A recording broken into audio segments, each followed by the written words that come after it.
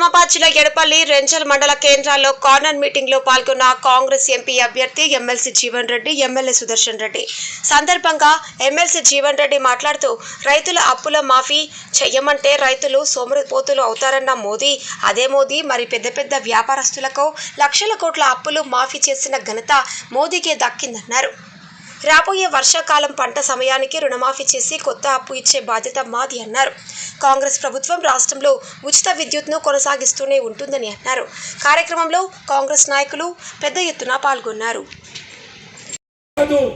రైతు ఏదైతుందో పెట్టుబడి పెరిగింది, అప్పుల భారం పెరిగిపోయింది, అప్పు మాఫీ చేయాలని చేయొద్దు. ఇదే భాజపా బీజేపీ ఏమంటది, రైతుకు అప్పు మాఫీ చేయాలంటే ఆడు సోమరిపోతాయి చూడబోయే. అదే అంబానీ అదన్నాడు, పెద్ద పెద్ద వ్యాపారవేత్తలకు ఎన్పి అకౌంట్ అని లక్షల కోట్లు మాఫీ చేస్తుంది. రైతు పక్షపాతి ఏ విధంగా రెండు మాఫీ చేసి ఏకమొత్తంగా ₹1,00,000 మాఫీ చేసింది. నిజమా కాదా?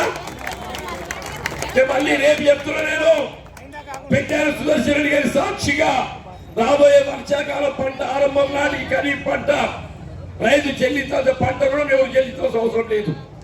బ్యాంకుల నుండి ఏదైతుందో మనం చెల్లించదు అప్పు మొత్తం ప్రభుత్వం బదలాయింపు చేసుకుంటుంది.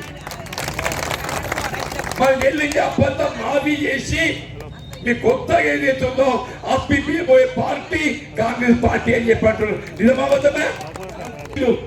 చక్కెర పార్టీ నేర్పిస్తా అన్నాడు, అనడా లేదా?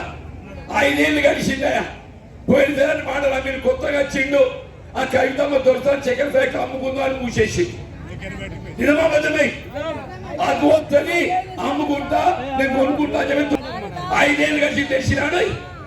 ఇవాళ నేను చెప్తున్నా, పెద్దలు సుదర్శన్ రెడ్డి గారు కాంగ్రెస్ ప్రభుత్వం అధికారం రావడంతోనే రేవంత్ రెడ్డి గారితో మాట్లాడి మా ప్రాంతం బోధనలో వారికి ప్రత్యామ్నాయం చక్కెర పంట, ఈ చక్కెర పంట కావాల్సిన బోధన చక్కెర కర్మాగారాన్ని పునఃప్రారంభం చేయాలి.